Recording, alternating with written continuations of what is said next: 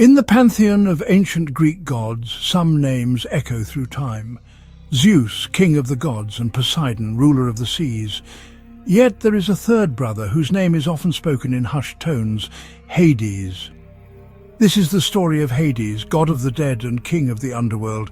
His domain is not one of evil, but of finality. He was a god of order, governing the souls of the departed. Hades presided over the silent, gloomy depths below. His realm was a complex kingdom with rivers, fields, and a palace. Unlike the other Olympians, Hades remained aloof, preferring the quiet solitude of his domain. To understand Hades is to understand the ancient Greek perspective on mortality itself. Hades was born the eldest son of the Titans, Cronus and Rhea. Cronus, haunted by a prophecy that he would be overthrown by his children, swallowed them whole. Hades and his siblings, Hestia, Demeter, Hera, and Poseidon, were imprisoned within him. Rhea hid her sixth child, Zeus, who later freed his siblings, and together they waged war against the Titans. This 10-year conflict, the Titanomachy, saw Hades fighting alongside his siblings, forging his destiny in the fires of a divine revolution. After 10 years of brutal, earth-shattering conflict, the Olympians finally emerged victorious. They had overthrown Cronus and the Titans, banishing them to the deepest abyss of the underworld, a prison realm known as Tartarus. The old order was broken, and a new one was ready to rise in its place. The universe was now theirs to command, a vast and empty canvas awaiting its new rulers. But a critical question remained. How would they divide this immense cosmic inheritance? Who would rule the heavens? Who would command the seas? And who would preside over the earth and the shadowy realm beneath it? To avoid any further conflict among themselves, the three victorious brothers, Zeus, Poseidon, and Hades, agreed to leave the decision to fate. They would cast lots, a game of chance that would determine the destiny of each god and the shape of the world for all time. 3 domains were laid out: the boundless sky above, the deep and restless sea, and the dark, mysterious underworld below. The surface of the earth itself, along with Mount Olympus, was to be considered common ground, accessible to all. The future of the cosmos hung in the balance, resting on the simple drawing of lots. The lots were cast. Zeus, the youngest brother who had led the rebellion, drew the longest straw. He became the supreme ruler, the king of the gods, and the undisputed master of the heavens and the sky. His domain was the bright, sunlit world of the living. Poseidon drew the second lot, granting him dominion over the world's oceans, seas, and all the waters that flowed across the earth. His power was in the crashing waves and the unpredictable tides. He became the great Earth-shaker, a god of immense and volatile strength, his trident a symbol of his authority over the vast blue expanse. Finally, it was Hades' turn. As the eldest brother, he drew the third and final lot. His prize was the Underworld, the vast subterranean kingdom of the dead. It was a realm of eternal twilight, a place feared by mortals and gods alike. While his brothers ruled over realms of light and life, his destiny was to govern the silent, endless flow of souls into the afterlife. He accepted his fate with a solemn dignity that would come to define his character. He was now Hades, king of the underworld, a title he would hold for eternity. The world was divided, and a new age had begun under the reign of the 3 great sons of Cronus. Having accepted his fated domain, Hades descended into his subterranean kingdom to begin his eternal reign. Hades was, above all, a king of finality. His personality was a reflection of his realm, stern, unpitying, and utterly impartial. In the underworld, every soul was equal before its lord. His duty? To maintain the absolute law of death. Unlike his tempestuous brothers, Hades was a figure of solemn authority. He governed from his ebony throne, not seeking to expand his kingdom. His focus, to manage the endless influx of souls. The ancient Greeks did not view Hades as evil, but a necessary and respected part of the divine order. His grim reputation stemmed from the finality he embodied. He ensured the dead were judged according to their deeds in life. Hades is the embodiment of an inescapable truth. The most fundamental law of Hades' kingdom was absolute.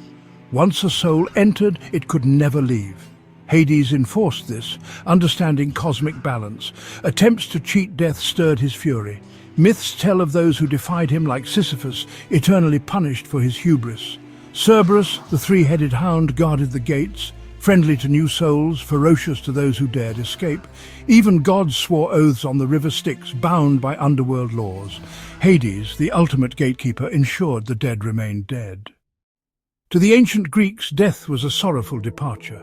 The afterlife was a shadowy, joyless existence, shaping their view of Hades. He was the king of this bleak destination, and fear was transferred directly onto him. Mortals avoided speaking his name, Hades, meaning the unseen, believing it an invitation to death. Instead, they used epithets like Plotin, the Rich One, acknowledging his control over subterranean riches.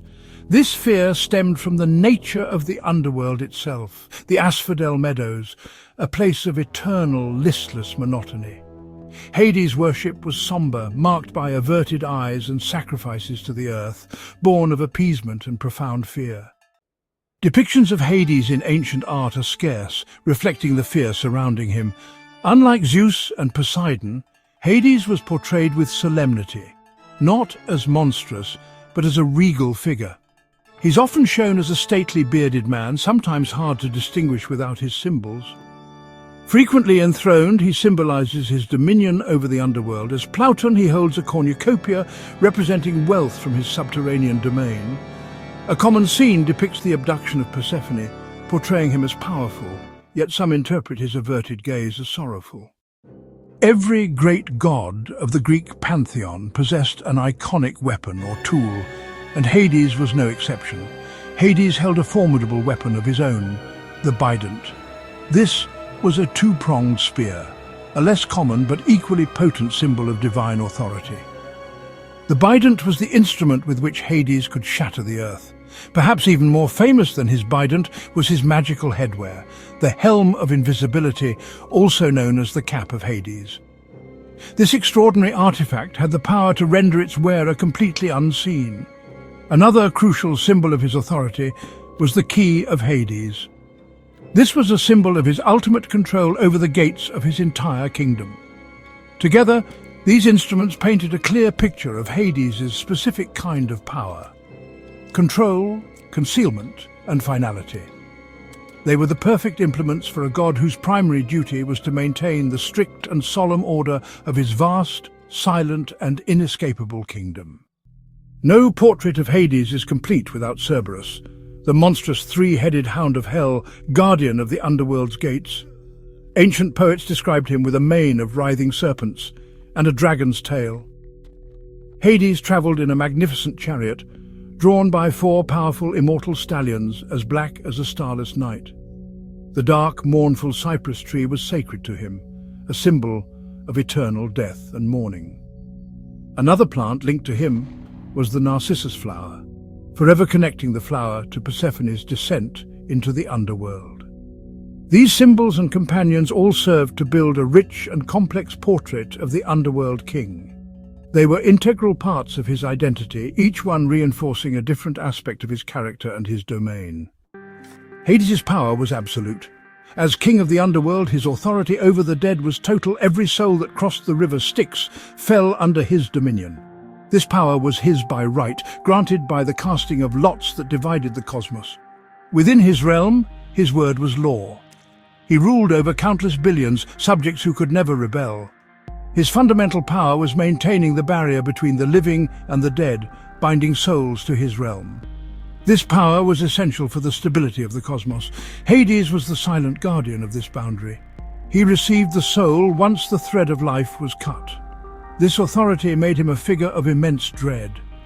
Death under Hades was orderly and final. It was a quiet, pervasive, and inescapable power, the silent authority that comes from presiding over the one destination that no one can avoid. His reign was eternal. Hades was also known as Pluton, the Rich One. This referred to his dominion over the wealth hidden within the earth, including precious metals and gems. This made him the wealthiest of all the gods. As an underworld deity, Hades also controlled the fertility of the soil. He was the source of agricultural abundance. He was sometimes depicted with the cornucopia, a symbol of prosperity. This created a paradox. Hades was the god of death, yet also of life-sustaining wealth. He presided over the cycle of death and rebirth. He was the master of the fertile ground from which all things grow and to which all things return. Platon was a placating name, focusing on his benevolent qualities. He was the keeper of hidden treasures and the source of fertility. Darkness and light were two sides of the same cosmic coin. Hades was the eldest son of Cronus and Rhea, of a generation of gods who would seize control. His younger brothers were Poseidon and Zeus, and his sisters were Hestia, Demeter, and Hera. Together, these 6 Olympians formed the core of the new divine order. The relationship between the 3 brothers, Hades, Poseidon, and Zeus, defined the cosmos. After their victory, they divided the world by lot, creating a triumvirate of kings. Zeus ruled the sky, Poseidon the sea, and Hades the underworld. Hades was the absolute master of his own kingdom, and even Zeus treated his domain with respect. He was an integral part of the divine triumvirate that governed all of existence. Hades was its silent, unmovable foundation. The most significant relationship in Hades' long, eternal life was with his queen, Persephone. She was the beautiful daughter of his brother Zeus and his sister Demeter, the goddess of the harvest. Hades, dwelling in his lonely, shadow-filled palace, fell in love with the young goddess as he watched her picking flowers in a sun-drenched meadow. Knowing her mother would never consent to a marriage that would take her daughter to the underworld, Hades took a drastic step. With the quiet consent of Zeus, he burst forth from a chasm in the earth in his terrifying chariot and abducted Persephone, carrying her down into his kingdom to be his bride and queen. This act of abduction set off a chain of catastrophic events. Persephone's mother, Demeter, was consumed with grief. She wandered the earth searching for her lost daughter, neglecting her duties as the goddess of agriculture. The earth grew barren, crops failed, and humanity faced starvation. The cries of mortals reached Olympus, forcing Zeus to intervene. He sent the messenger god, Hermes, down to the underworld with a command. Hades must release Persephone. Hades, ever the lawful ruler, agreed to obey his brother's decree. He was a king, not a tyrant, and he understood the need to restore balance to the world above. However, before Persephone left, Hades offered her a final gift, a pomegranate. Knowing the ancient law of his kingdom that anyone who consumed food or drink in the underworld must remain there, he tempted her. Overcome by hunger or perhaps tricked by Hades, Persephone ate a few of the glistening red seeds. This single act bound her to the underworld forever. When Demeter learned of this, her grief turned to renewed fury. A compromise had to be reached to save the world. Zeus decreed that Persephone would spend a portion of the year in the underworld as Hades' queen and the rest of the year on Earth with her mother. This myth became the foundation for the changing of the seasons. When Persephone is with her mother, Demeter is joyful, and the earth blooms in spring and summer. When she descends to the underworld to be with Hades, Demeter mourns, and the earth becomes cold and barren in autumn and winter. Over time, Persephone grew into her role as the formidable queen of the underworld, ruling alongside Hades with a grace and authority that matched his own. Their marriage, born of violence and sorrow, evolved into a stable and powerful partnership. The lonely king of the dead finally had a queen to share his silent, eternal reign. The story of Hades as a king begins with his liberation from a dark and terrible prison. As the firstborn son of the Titan ruler Cronus, he was the first to be swallowed by his paranoid father, who feared a prophecy that his own child would one day overthrow him. For an age, Hades existed in this living tomb alongside his sisters Hestia, Demeter, and Hera, and his brother Poseidon.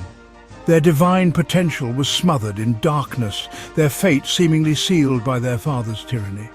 It was only through the cunning of their mother Rhea and the courage of their youngest brother Zeus that they were finally freed, emerging fully grown and burning with a righteous desire for vengeance. This dramatic rebirth marked the beginning of the most pivotal conflict in Greek mythology, the Titanomachy. This was not a mere battle, but a decade-long war for control of the entire cosmos. On one side stood Cronus and the formidable elder gods, the Titans, whose power had shaped the primordial world. On the other stood the young Olympians, led by Zeus, a new generation of gods determined to forge a new order. Hades, having spent an eternity in the suffocating darkness, fought with a grim and unyielding resolve. His personal experience of his father's cruelty fueled his determination to see the old regime utterly destroyed and a new, more just world built in its place. During this great war, the Olympians sought allies to tip the scales in their favor. On the advice of Gaia, the primordial earth goddess, they freed the Cyclopes and the Hecatoncheires from their own prison in Tartarus. In gratitude for their liberation, the Cyclopes forged incredible weapons for the three brothers. For Zeus, they crafted the mighty thunderbolt, for Poseidon the earth-shaking trident, and for Hades they created the Helm of Invisibility. This cap rendered its wearer completely unseen, allowing Hades to become a master of stealth, moving behind enemy lines to sabotage the Titans' efforts. After 10 years of cataclysmic struggle, the Olympians finally triumphed. They cast the defeated Titans down into Tartarus, forever imprisoning the old order in darkness. Hades and his siblings stood victorious, the undisputed masters of a universe they had won through strength, strategy, and sacrifice. The war was over, but a new challenge lay before them: how to govern the vast cosmos they now controlled. Their shared struggle had bound them together, but now they had to decide how to divide the spoils of victory. With the Titans defeated, Zeus, Poseidon and Hades faced dividing the universe.